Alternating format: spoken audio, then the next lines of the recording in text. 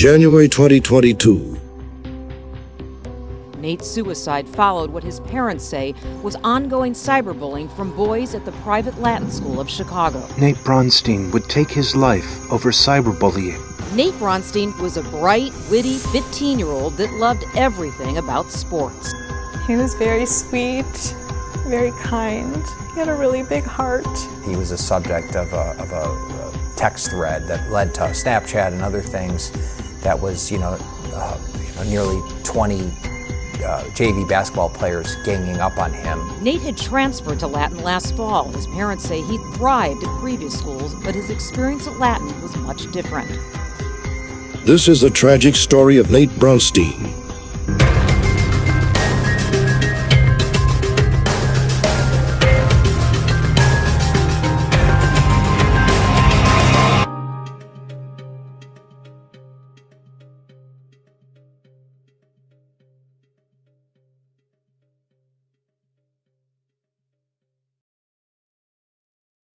Nate was a bright 15-year-old boy who loved sports. He would have had a bright future had it not been for the bullying from his peers. Nate would take his own life, leaving both his parents to fight for justice. His parents allege that the Latin School of Chicago could have done more to stop it.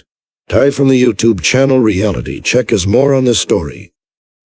A 15-year-old boy named Nate Bronstein was enrolled at one of the most prestigious private schools in Chicago and had a promising future. That is, until his parents say he became a victim of relentless cyberbullying by his classmates. Nate took his own life. In this exclusive interview that I got with CBS 2, Megan Hickey goes over how the parents allegedly did everything they could to step in, but felt like the school should have done more.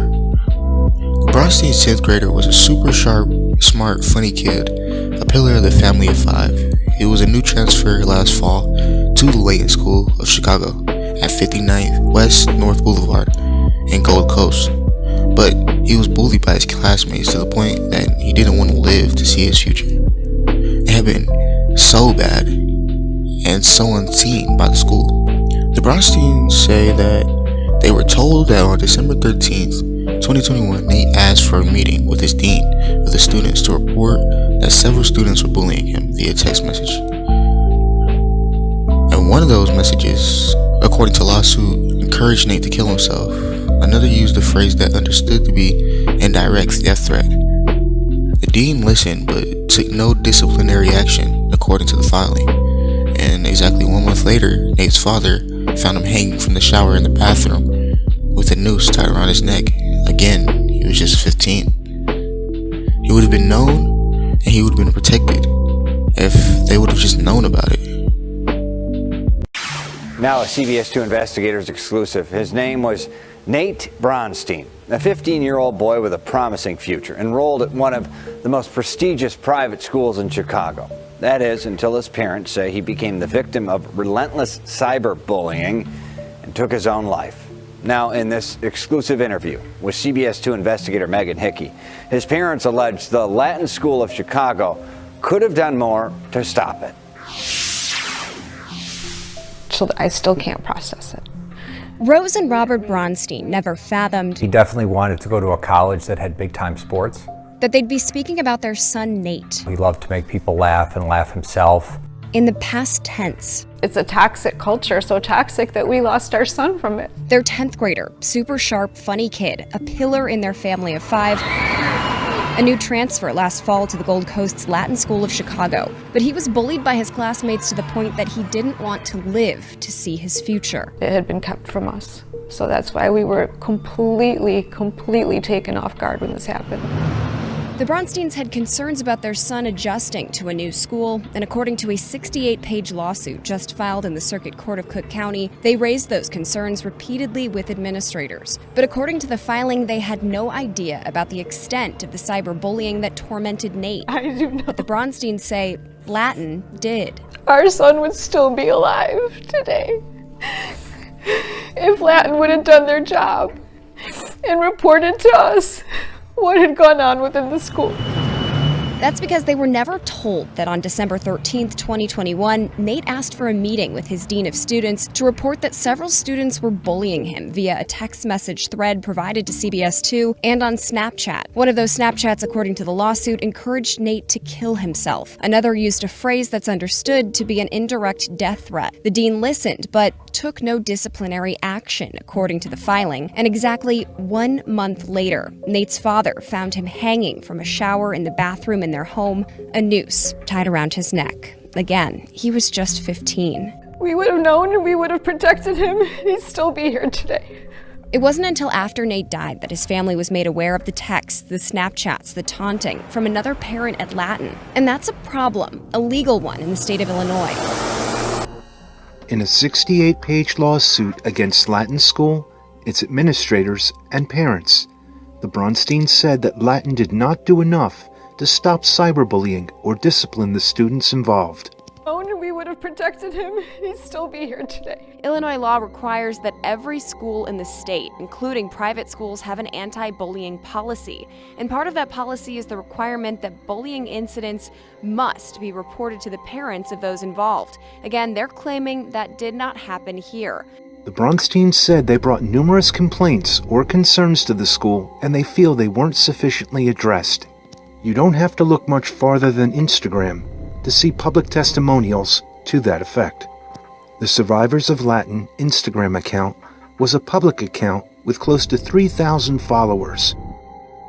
According to the creator, the 121 pages worth of stories involve anti-blackness, xenophobia, racism, classism, sexual assault, homophobia, transphobia, and misogyny. To be clear, the family isn't suing Latin for the money. They've pledged to donate any money gained through legal proceedings to anti-bullying and anti-suicide charities. They say they're speaking out because remaining silent would disrespect their son's memory. We need transparency into what they did and didn't do while he was a student there and after the fact, because if this can be allowed to just be swept under the rug, then it's going to happen again, and we're not going to be complicit in that. Almost immediately, he was ostracized, and we knew a little. We certainly didn't know the extent of it. The Bronsteins say the texting thread culminated with a Snapchat that circulated throughout Latin and other high schools. He received a Snapchat from a student saying, "Go kill yourself." Yeah. And that student is still in school. In a 68-page lawsuit against Latin, its administrators, and parents, the Bronsteins say Latin did not do enough to stop the cyberbullying or discipline the students involved. In response, Latin released a lengthy statement saying, quote, "Our hearts go out to the family and we wish them healing and peace." With respect to their lawsuit, however, the allegations of wrongdoing by the school officials are inaccurate and misplaced. The statement goes on to say, and while we are not at this time going to comment on any specific allegation in this difficult matter, the school will vigorously defend itself, its faculty, and its staff against these unfounded claims. Robert and Rose Bronstein tell me that even though it's required by Illinois law, they were never told that in December their son Nate asked for a meeting with his dean of students at Latin to report that several students were bullying him via a text message thread and on Snapchat. The dean listened but took no disciplinary action and didn't notify Nate's parents, according to the lawsuit filed this week. Latin tells me the allegations of wrongdoing by the school officials are inaccurate and misplaced. But sadly, 1 month later, Nate took his own life. Illinois has among the strongest anti-bullying laws in the United States, but Latin doesn't follow them, so. The Bronsteins will never get to watch their son grow up, but they hope they might give other parents the chance to stop and put an end to cyberbullying. The school is standing in the way of justice. What happened to Nate Bronstein is a crime against a child. We will bring you more on this story as it plays out.